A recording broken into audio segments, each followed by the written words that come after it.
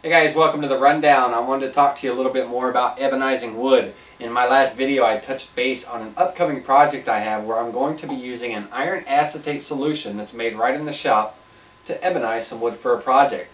Now, in order to create this iron acetate solution, all you need is some steel wool and vinegar.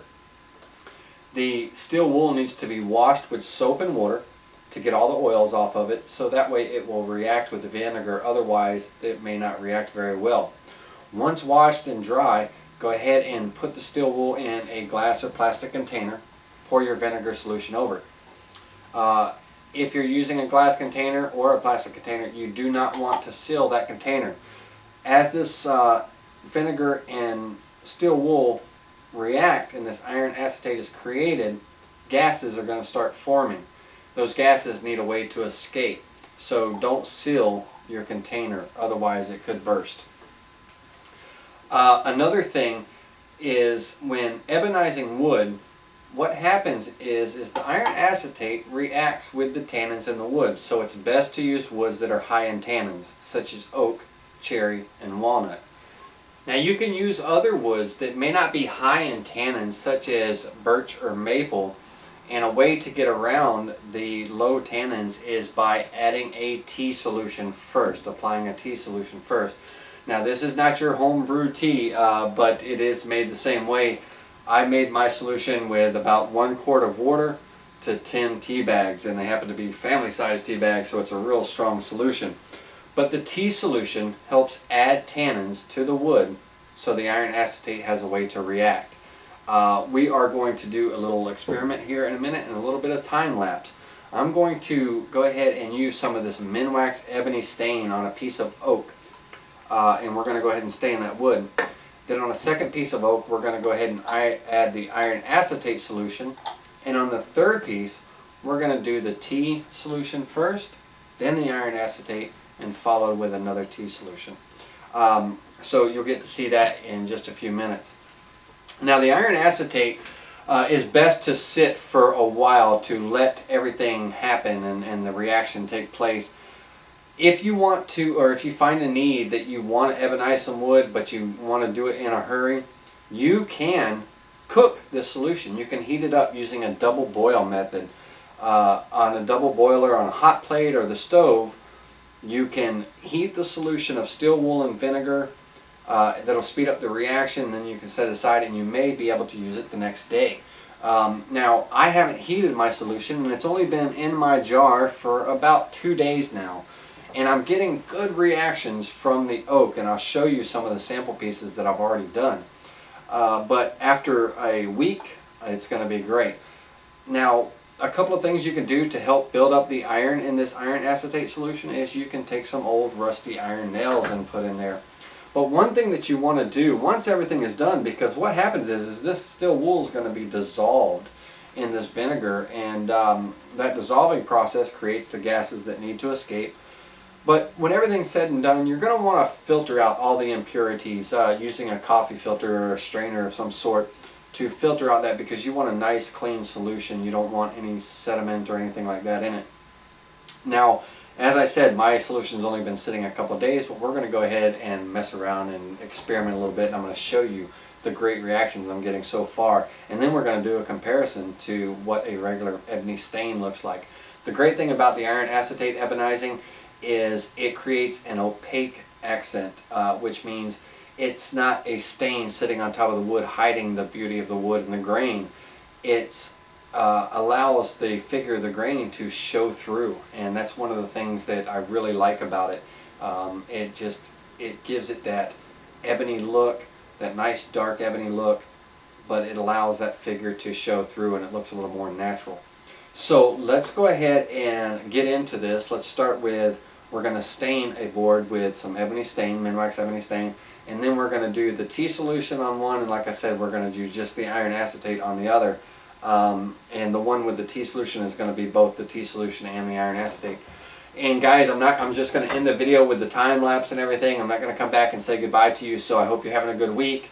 Until next time, we'll see you soon. But Hope you give this a try. It's real easy to do, and as I said in my last video, I left you a couple of links to the Woodworkers Guild of America article that gives you the recipe for this and talks a little bit about the procedure, as well as the link to the video that shows George explaining this process. So let's go ahead and get into it. A note about ebonizing with the iron acetate is any machining that you need to do on your project, you know, routing, sanding, and things like that, you want to go ahead and do that first, because the iron acetate solution in ebonizing only absorbs so far into the board, and you could end up machining that effect right away, you know, if you had to do any work afterwards. Also, you don't want to sand a real, you need that solution to get into the fibers of the wood, so you can sand probably up to about a 220, 180, 220 on this, but I wouldn't go any finer because you really want it to get into the fibers. So what we're going to do first is we're going to start off with a Minwax ebony stain on this board. So as you may have seen in some of my videos, or in any of my videos, I really don't do a lot of staining. I kind of like the natural look of wood. That's why this iron acetate solution, I really enjoy it, because it gives that natural opaque color. And tannins are tannins, so no matter if a wood's high in tannins, you may get different results, so you need to experiment a little bit. But let's go ahead and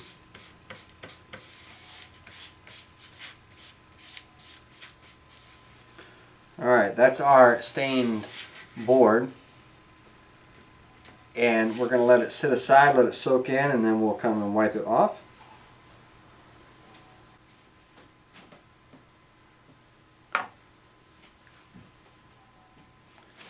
Now our second board, we're going to use just the iron acetate solution of steel wool and vinegar. And as I said, my solution's only sat a couple of days, and so after a week, it's really you're gonna get a lot of different effects. But so far, I'm getting some good reactions and everything. And what I'm going to do is we're going to do a time lapse. I'm going to let you see the process of the changing actually take place.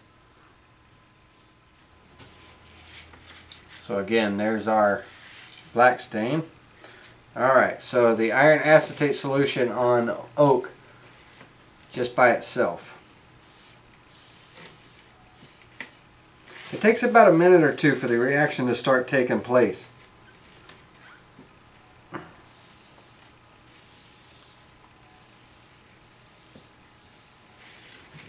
And it goes on clear, and then it'll start changing.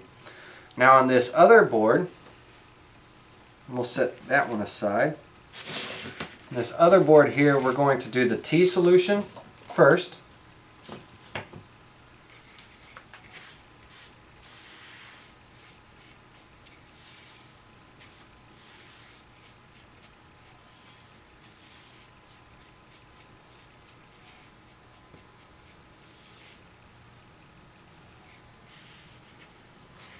And you can already see the white oak with just the iron acetate. You can already see in the fibers it's starting to change. The tea solution you want to let sit for a few minutes to kind of absorb in before you add your iron acetate. And you want to use different brushes so you don't contaminate your tea solution with your iron acetate solution and vice versa. Now I'm wiping the iron acetate over the tea solution.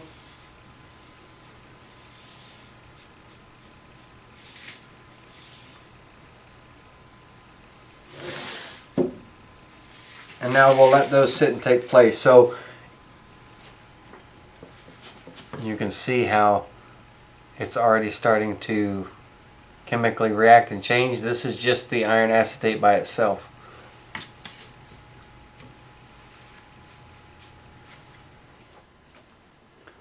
So as you can see, the iron acetate solution has already started changing.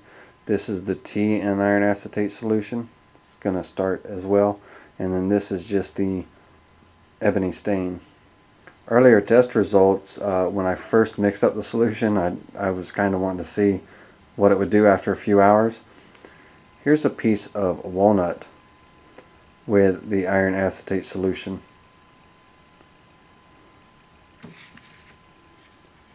Here's a piece of white oak with the iron acetate and tea solution. And here's another piece of white oak with just 2 coats of the iron acetate.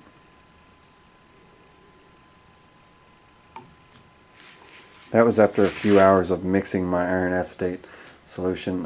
So once it sits for a while, a week or two, and that chemical reaction and that iron acetate gets stronger, the results will be a lot better. So now let's sit and watch as the changes occur.